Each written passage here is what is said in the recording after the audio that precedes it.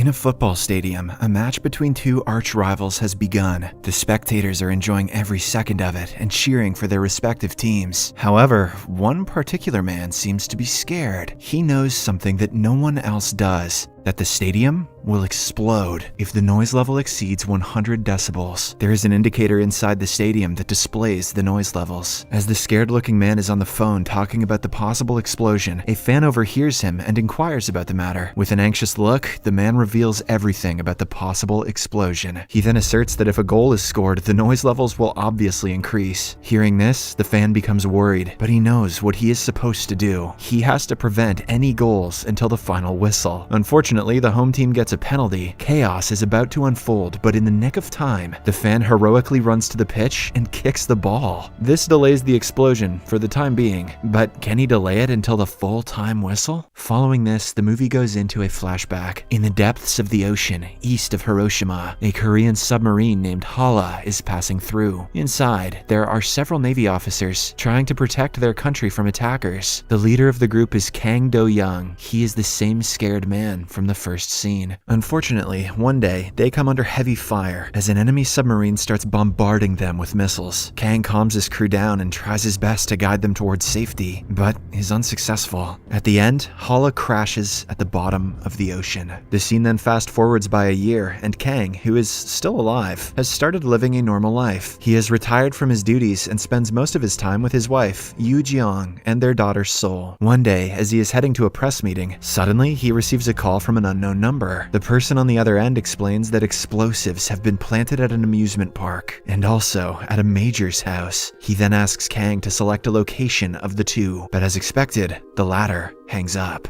Following this, Kang attends the press meeting, where he is asked about the submarine disaster that killed many crew members. One of the reporters even asks Kang if he did anything to help the situation at all. However, he does not answer any of them and remains silent. Now that's how you do a press conference. Next, the major receives a parcel at his home, and on opening it, he finds a bomb inside. At the same time, another bomb is found at the amusement park, as mentioned by the anonymous caller. Sadly, before the major can react, the bomb explodes, leaving his whole family injured. In the next scene, Kang's wife, Yoo Jeong, receives a call, informing her to arrive at the amusement park as soon as possible. Right then, the bomber calls Kang and orders him to install an app on his phone. He explains that the app will block all other calls and messages apart from his. Kang obviously thinks the entire thing is BS and refuses to comply. But when the caller threatens to detonate the next bomb, he hurriedly installs the app. As soon as he installs the app, he receives the next location, which is going to be bombed. To Kang's horror, it is the city's largest football stadium, Asiatic Main Arena. Before hanging up, the bomber warns Kang against informing the police and gives him 60 minutes to save the people in the stadium. Kang wastes no time and rushes to the Asiatic Main Arena, where a club football match is being held. He goes inside the stadium and immediately starts panicking after noticing the sheer number of spectators there. Moreover, finding a tiny bomb inside this time frame is also virtually impossible. Just then, the bomber calls Kang and gives him some instructions.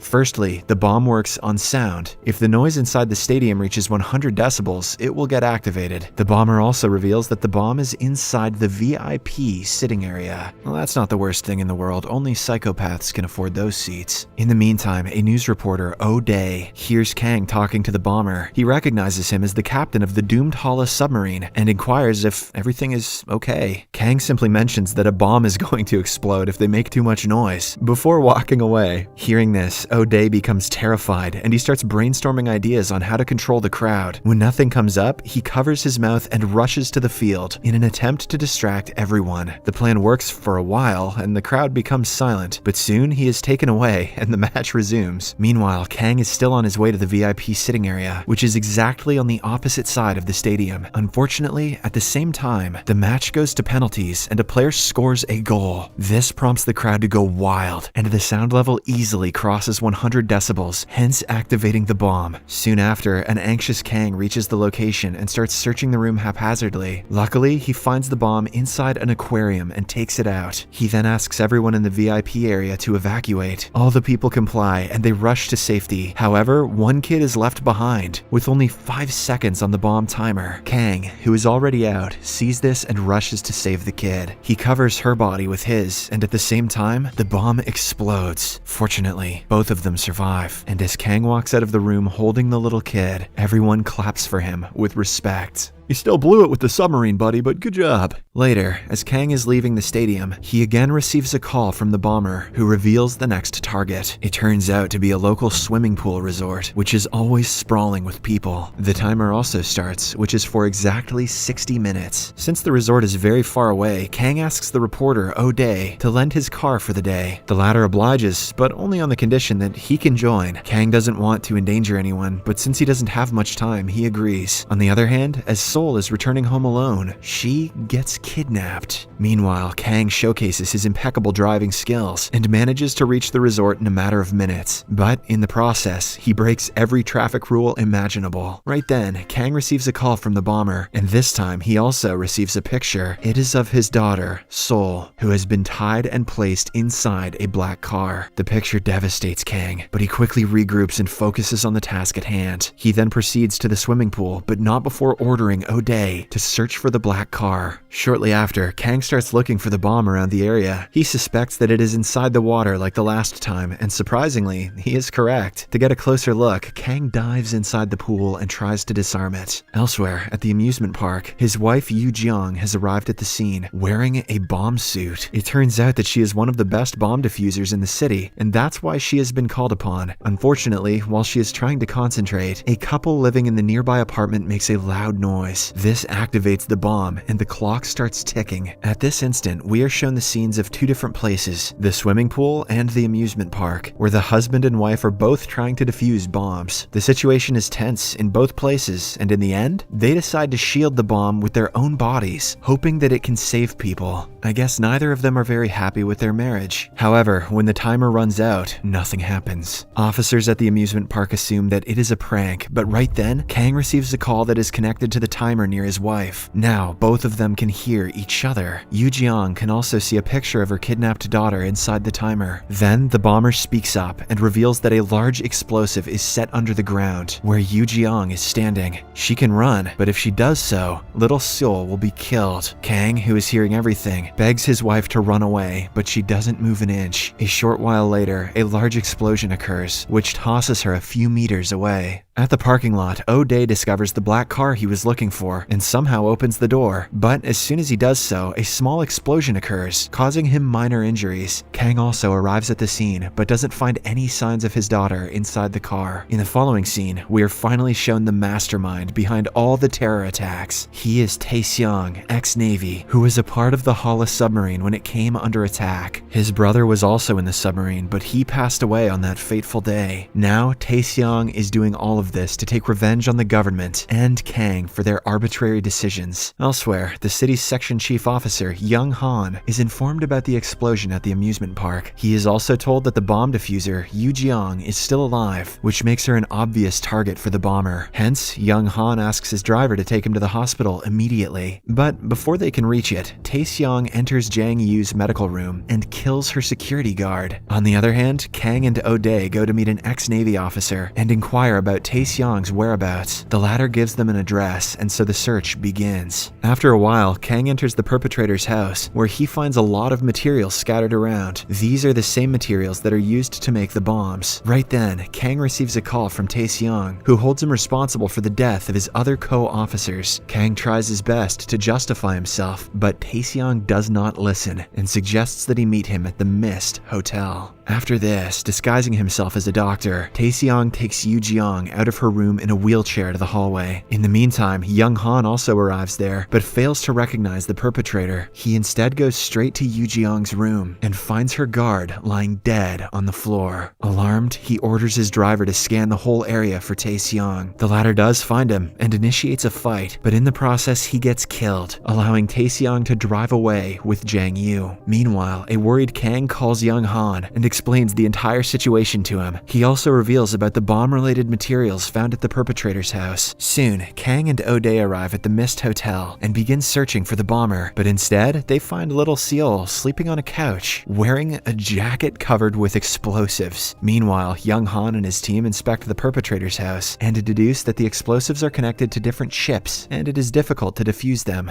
Elsewhere, Tae Seong enters the seminar hall of the Mist Hotel, wearing another jacket full of explosives. and greets the crowd. Hearing his voice, Kang rushes to the hall and confronts him. He tries his best to calm the bomber down, but to no avail. Tae-seong keeps on accusing Kang for the death of his brother, Tae-ryong, and several other officers. He also belittles him for taking advantage of the situation for his own benefit. Following this, we are taken into a flashback. It has been 11 days since Hala has been stuck at the bottom of the ocean. Tae-ryong can be seen talking to his brother and mentioning that he has full faith in Captain Kang and his ability to save them. Right then, Kang receives a telegram message from the headquarters stating that it will take around 15 days for help to arrive. With only 19% oxygen left in the submarine, the Navy officers start to panic. Hence, to control the situation and save as many officers as possible, Kang comes up with a plan. He cuts a string into different lengths and informs the officers that whoever gets the longest length of string will survive and the others will have to sacrifice themselves. One by one, the officers start pulling the strings from Kang's hand and let fate decide their survival. Tae-seong gets a longer string while his brother Tae-ryong pulls a shorter one. Devastated, Tae-seong tries to protest against the captain, but he is pushed away. Then, right before his eyes, Tae-ryong and the others who got shorter strings are forced to leave the place. Back to the present, Tae-seong tells Kang that his wife is trapped inside a car parked outside the hotel. Now he only has 3 minutes to save both his daughter and wife. He also mentions that Kang needs to take the jacket he is wearing near both to disable the timers. With the clock ticking by, Tae-seong makes the situation even more difficult by attacking Kang. The two go back and forth for a while, but in the end, Young Han arrives and shoots Tae-seong dead. Following this, with only about 90 seconds left, Kang jumps from the top floor of the Mist Hotel and manages to reach his wife. He then defuses the bomb in the nick of time and saves her. But by this time, only 23 seconds are left on the timer. So, without caring about anything else, he drives the car inside the building and finally reaches his daughter. He then gets out of the car and defuses the bomb right before it explodes. In the last scene, Kang accepts his mistake and takes responsibility for the dead officers in front of the media. He mentions that the incident happened because of his silly decisions and that he should have acted more wisely. The movie ends with Kang visiting the tombstones of the deceased soldiers and giving them his final tribute.